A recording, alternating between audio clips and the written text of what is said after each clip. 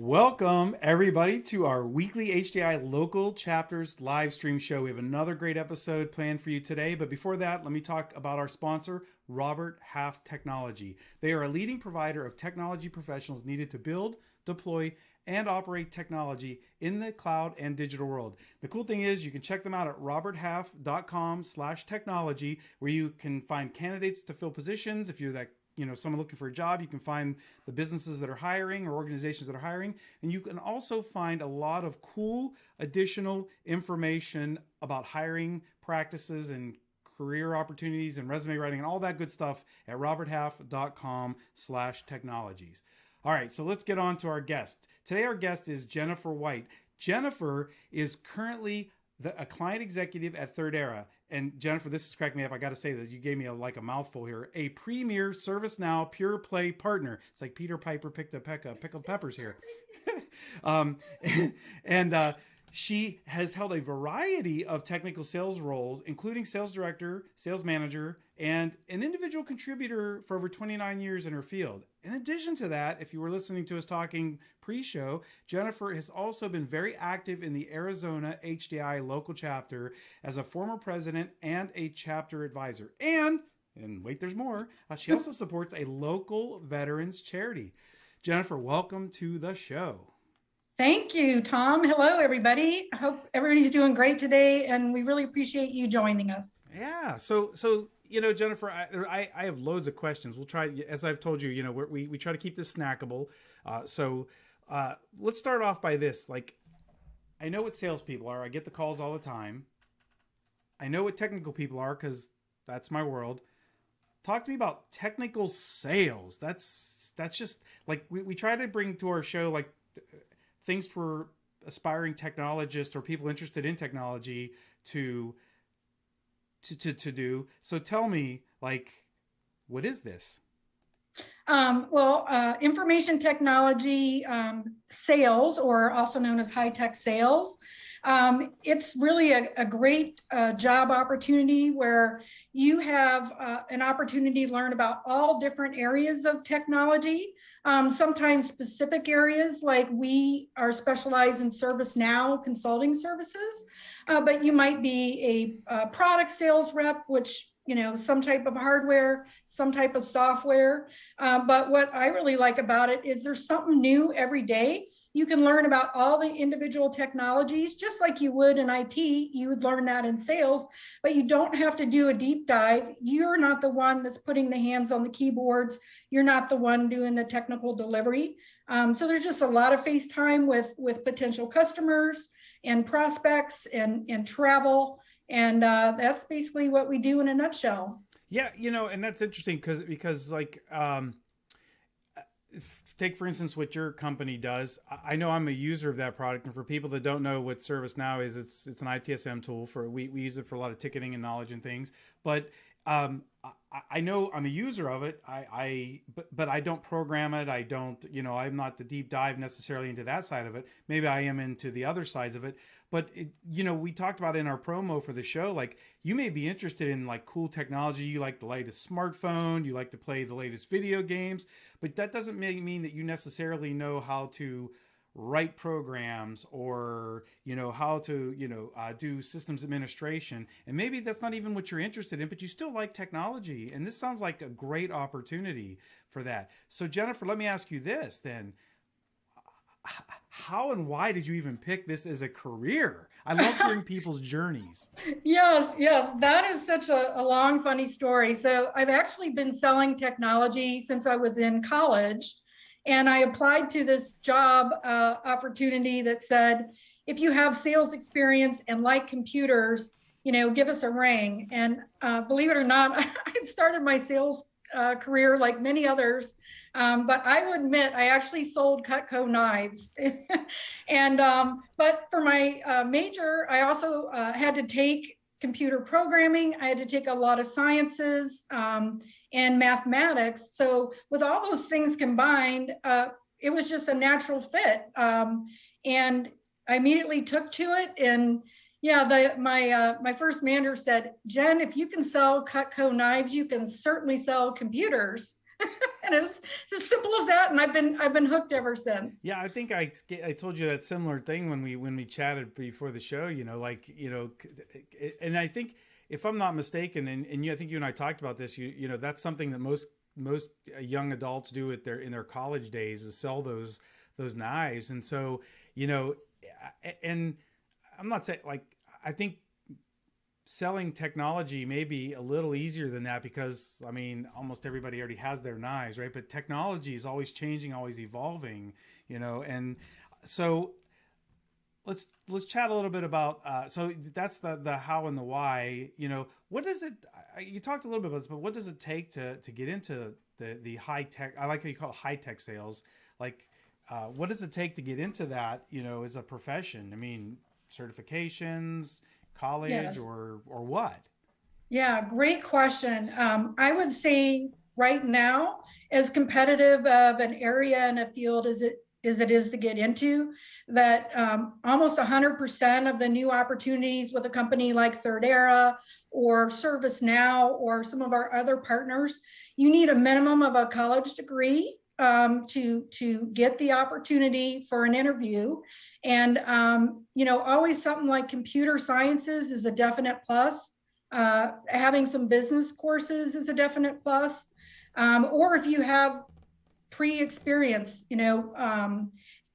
that also applies as well. But yeah, definitely any of those computer sciences or technical degrees always will have a great opportunity to get into technical sales. Yeah, we're just curious because I was reading an article today, and a shameless plug for my buddy Doug Raybold, who has been on this show, and he's the current president of the HDI Local Chapters board. But he just wrote an article today, and he was talking about the article was basically, and actually let me pull it up real quick on my screen so I don't butcher it for Doug. But it's basically titled like how to recruit and hire non-IT people for IT roles. You said you have to have some of the classes, but that doesn't mean IT is in like high tech, people, because when we talk about IT, like technical, we're thinking like technicians and engineers and things like that.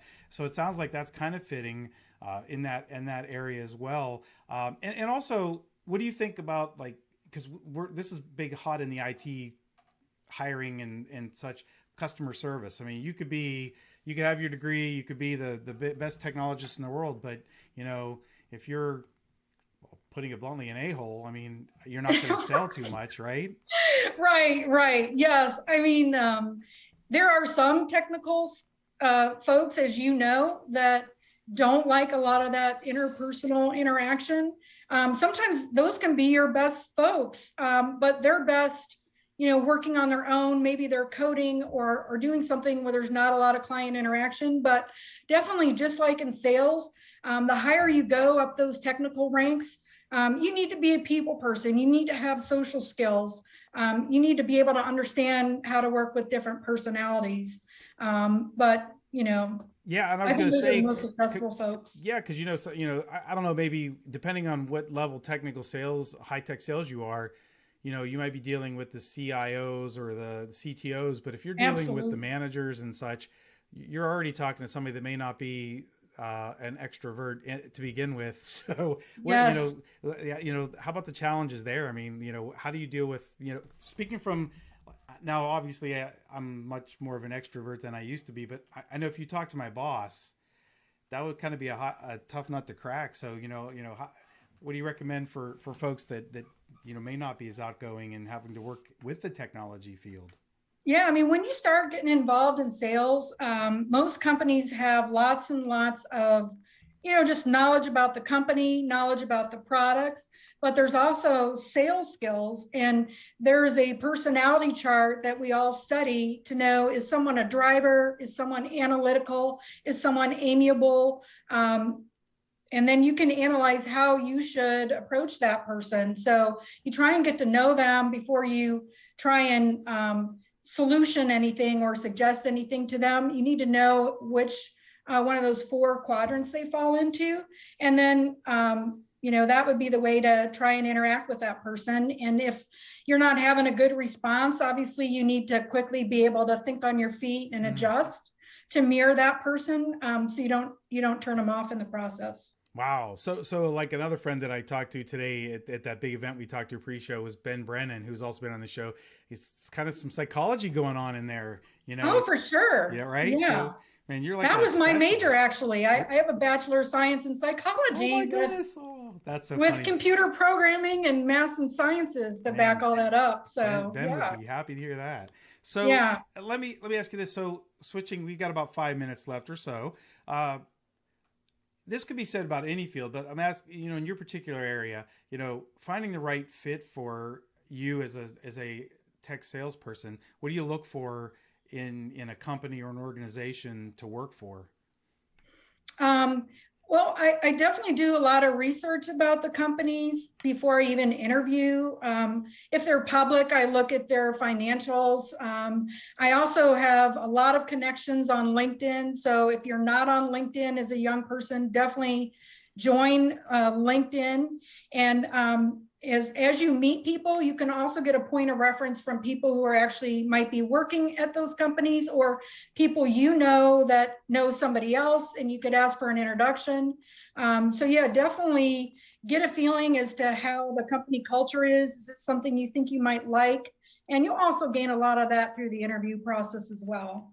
Yeah, But yeah, I just highly suggest doing lots of research before you pick a company to yeah. A go couple to. shows ago, we met with Joe Weber, who was talking about like getting fit for your career, and it was basically talking about like you need to find the right fit for yourself to work. So, what are some of the things that you look for in a company besides, I mean, doing your research now, but what is it that really attracts you to working for a company in sales? Is with product, technology, culture?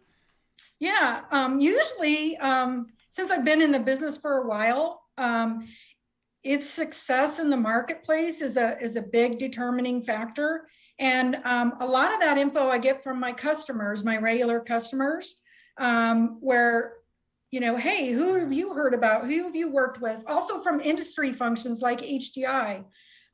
There's a lot of info you can get from people as to where might be a good place to work.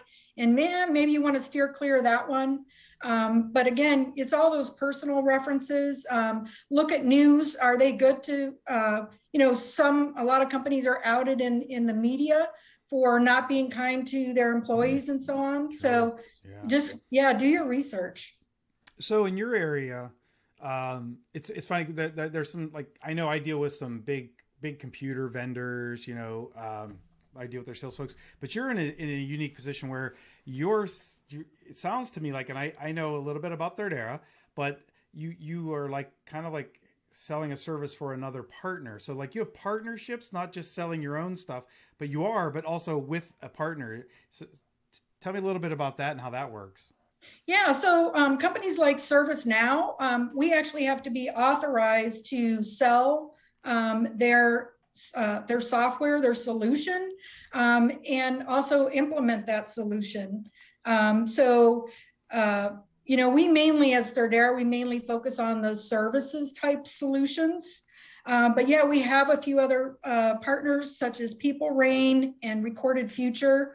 But it's all the same, where they feel like they'll partner with companies like ours because we're really good in process. And I know you mentioned, a lot about ITIL best practices and process. They traditionally, we've always been really strong in process. So that makes us also very attractive to companies like that to partner with. And then, we have the successful client references as they authorize us. They are constantly getting client references as to how good our engagements are going and whether it's something that, a company they want to partner with. Yeah, But yeah, it's very selective. Yeah, and I know we talked about this show being about like a tech sales as a career, but I know what your company does too is very important because like I know is where I'm at. We transitioned to one of these big ITSM products, and without somebody like your company, that is challenging. I mean, like when we got into the game, we didn't even have a solution. So it's not like we had programmers and developers and things, and so that also is a, for people out there looking for, career, being a solutions, I'm not sure what you even will call it, solution service provider, or whatever that is to help bring in a product is really awesome. Jennifer, listen, we're down to less than a minute. Oh, wow. Yeah, It's I'm been telling so you, this show great. goes fast. Is there anything else you'd like to share with the audience about you, your job, what you do, or anything like that before we go? Yeah, I mean, just one thing is, feel free to connect with me on LinkedIn and message me if you have any questions on technical sales as a career. I'd be happy to help point you in the right direction. And I really appreciate the time today, Tom. It's been great discussing this. I'm passionate about women and young people and disabled folks looking at this as a career. Anyone can do this career from your home. And so, just a lot of great opportunities to explore out there. I'm glad you said that too, Jennifer. Thank you for offering that because, you mentioned about if you're not on LinkedIn and you're looking for a career, you should. We talked in pre-show about the HDI network. Just in general, a network like knowing people like you that can help other people get into the field. And Jennifer, you said that out of the kindness of your heart, but what people need to know is that you're not just saying that for people that you know. It's like if somebody wants to reach out to you and say, "Hey, Jennifer, I heard you on the show. Yes. What do I need to do to think about this, getting in this field, reach out to you." And so if you don't, you can check the show notes. We'll have your information in the show notes when we post these shows, as well as if they can't find that, they can certainly reach out to me and I can share your information out with them. But really, really appreciate you being on our show. I thank you so much for taking time out of your busy schedule to be our guest. And again, thank you. And then I want to just remind everybody, we're here every week at Wednesdays, 7 p.m. Eastern, 4 p.m. Pacific. Check us out. And, if you like our show, subscribe and follow us at #HDI Local. And just thank you very much. And we'll see you next week.